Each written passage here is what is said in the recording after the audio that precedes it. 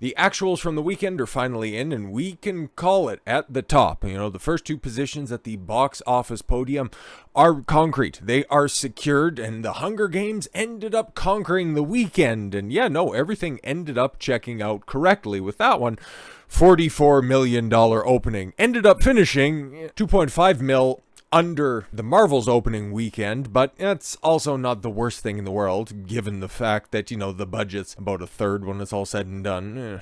Depends on how everything all shakes out for the Hunger Games. So yeah, it's still going to lose money, okay? It's going to struggle to break even because there it sits at $100 million flat. Definitely going to be uphill sledding in order for that thing to turn a profit, but it's going to be a little bit easier than the Marvels. And yeah, second place did in fact belong to the Trolls band together. Fantastic. A what, C or D level kids toy property ends up beating out the latest outing of the MCU. Oh no, that's actually not the only thing that it also beat out, okay? Because Thanksgiving ended up getting another $200,000. A B-level slasher film beat out a sequel to a $1 billion movie. Can you believe this stuff? And oh yeah, that historic drop actually got worse. We don't need to round up to 78 anymore, okay? We got a firm 78% drop off week after week, and it had the most theaters that are out there.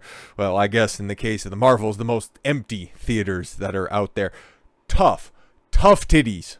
And guys, unless the international box office does a lot of the heavy lifting, this thing ain't sniffing $200 million. It's absolutely wild. Like $250 million is completely out of the conversation unless they just leave it out there in the theaters until next summer, okay, to just buttress right up against, what, Deadpool 3 after it's done with all of its reshoots. Like, it's just not gonna happen. $200 million? It seems likely, man. That seems like the coin flip that's out there. What's going to end up performing worse, this or Aquaman 2, which we've seen some other things, and I'll be talking about that in due time. There's so much goofy news going on right now. We'll eventually get to what Aquaman 2 is doing with their marketing. Spoilers, they're actually learning from the previous mistakes. So I'm starting to think, and I'm going to be adjusting my percentages when we eventually do talk about that. I got a strong feeling that Aquaman 2 is going to end up making more money than the Marvels, but that is another conversation for another time. But I'm not the only one, okay? I know, and many other people in the commentary community, okay, can also take a look at these numbers and realize that at the start it looks bad, and then by the end it looks abysmal. And I'd imagine once we get the Monday numbers, it's probably going to look really terrible. Is it even going to crack $1 million? Is it even going to crack? Is this a conversation that we're actually having? This thing has been a cataclysmic bomb. Everybody has talked about it, and now mass media is hopping on the bandwagon. I'm starting to wonder, okay, for as quickly as they are to adopt these points, we're only, 8 days, 9 days, I guess, removed from this thing hitting the box office with the speed and dexterity of a centuries-old tortoise. But the media's already singing its death rights, because obviously at this point in time, if you try to massage these numbers in any other direction, you're just going to end up looking like a complete and total psychopath. But I'm also thinking at the same time, before we get into this article, which kind of it aptly shreds this one film, not the entire franchise so much, just kind of focuses the ire on, oh no, the Marvels has now bombed in every way possible, but it's just going to be that one isolated event. The MCU, Hollywood in general, Disney, oh man, it's still gonna be fine. Don't worry about it. Have faith in the studio system. I'm thinking that that's the tack that they're gonna use, okay? Once again, shout out to Amber Heard for perfectly encapsulating the Me Too situation back in 2022.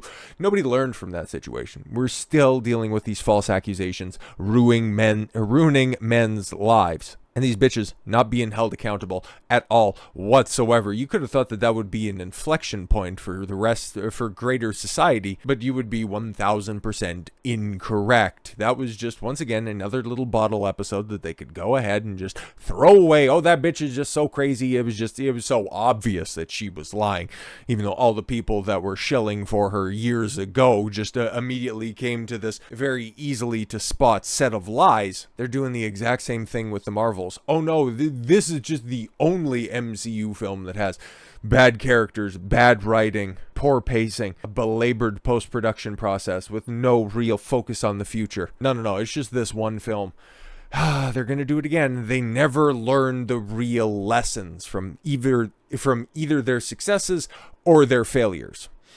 Justice for the Marvels, I cry as I watch every news story about it torch its performance. I liked the film. I thought it was fun. What a tard.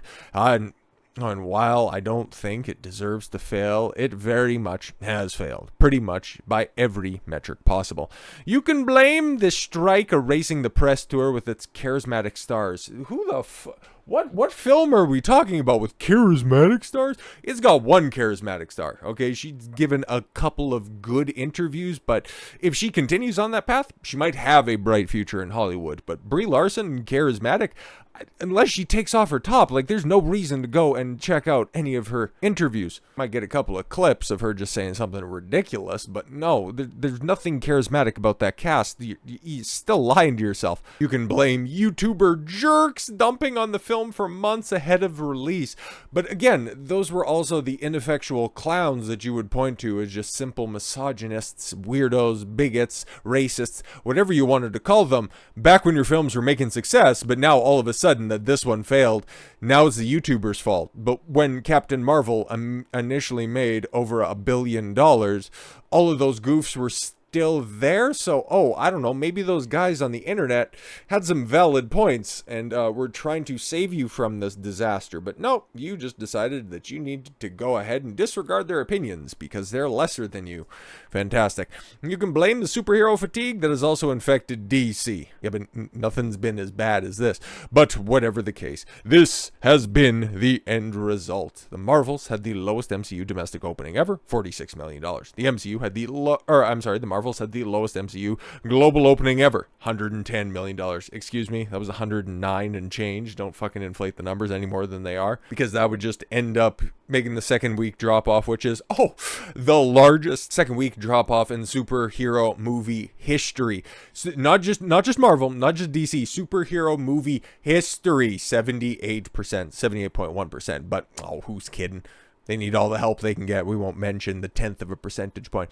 The Marvels is the third lowest scored MCU movie in series history on Rotten Tomatoes. Yeah, with all of the help that you could buy for spare red note.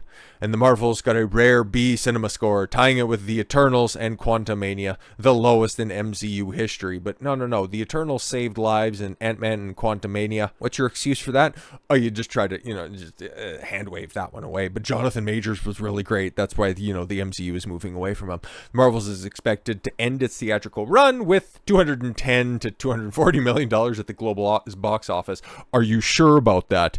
Under its $270 million budget. No, it's closer to $300 million on the budget, and then the production for all of those charismatic stars to land all of those talk show appearances is somewhere in the realm of $100 to about $150 million. So this motherfucker had to make between $700 and $800 million in order to not turn a profit, break even. This thing's going to end up being a $500 million bomb. Holy fuck, that's wild. So, did it score positively in any sense? Well, its 83% audience score puts it is about as mid as Brie Larson in the range of MCU movies, not the bottom. It's a far cry from the heavily review-bombed original Captain Marvel at a 45%, and that ended up having Rotten Tomatoes change their entire review system because of that film right there, albeit that movie made $1 billion, literally. So again, you contradict yourself right in there, okay? All of those people, they were so enraged, they just didn't want to have a woman in their film. So they went down there, and the best thing that they could do was just punch air by reviewing this film so poorly, even though it made $1 billion. So what changed this time around? Because people were still hip to the rest of this stuff going on out there, but this was the time where those commentators were effective. Interesting. It's also the highest grossing theatrical release of all time. Are you unironically saying this? Oh my god, yo man, the Cope, this is this is the biggest Cope article ever, by a black woman director, Nia DaCosta. Yo, you seriously, that was a fucking meme online a few days ago, but this guy's writing it unironically. Though that says more about who Hollywood lets direct big blockbusters, unfortunately. Yeah, Nia DaCosta, you know what her credits, here, I'll read off her credits here.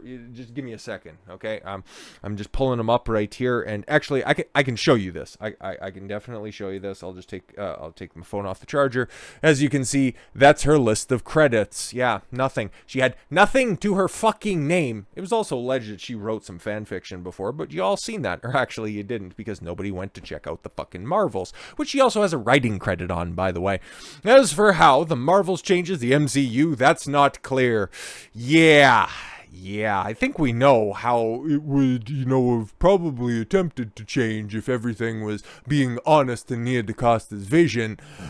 Captain Marvel would have been a U-Haul enthusiast, and instead of getting a new muted toned suit, it would have been flannel, and instead of having a spaceship, she would have had a space Ford F-150, okay? Because, her and Valkyrie, the hero of Norse mythology, the black one, they were supposed to be scissoring together at some point in time. Marvel is not going to learn anything from this. We've seen those leaks, and I implore you guys, I'm going to be goddamn certain that about 80 to 90% of the shit that we read last week in regards to that Captain Marvel leak, Captain America, Black Winter Falcon, whatever the piss, all of that nonsense, all of those leaks that come out, sure, it's going back for some reshoots, but knowing what we know about other future projects, more on that tomorrow or the day after. See how it's all scheduled out. I'm going to be talking about some of the casting decisions that they're going to be making into the future.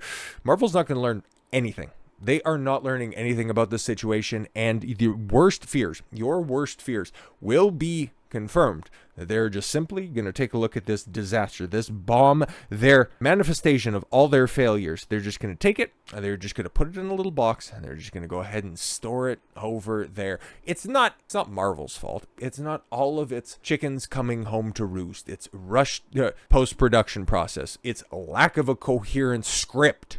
It's experienced talents. It's likable stars. It's flushed out characters. No. That has nothing to do with any of that stuff. Just lacking all of that. No. It's simply the bigots that are out there. And when Deadpool 3 rolls around, and that on the back of all of the nostalgia and as many keys as they have left to jangle, that's just going to show that the Marvel Cinematic Universe is back, baby. Until Black Falcon with his stolen shield comes forward, and it completely and totally obliterates any hope of success into the future. So with all that said, thank you all very much for the gift of your time. I've been Don Consuelo. I want you to follow your gut and get after it. Take care, everyone.